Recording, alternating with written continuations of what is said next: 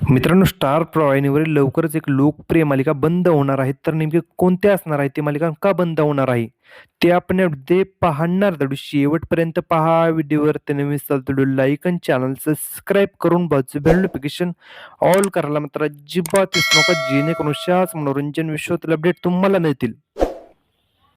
मित्रांनो, सध्या सर्वच वाहिन्यांमध्ये टी-आर-पीसाठी असलेली चढाओढ आपल्याला पाहायला मिळत आहे. इतर वाहिनीच्या तुलनेत आपल्या वाहिनीचा टी-आर-पी अधिक ठरण्यासाठी वाहिनी सतत नवनवीन विषयांवर आधारित मालिका प्रेक्षकांच्या भेटीला आणत असते.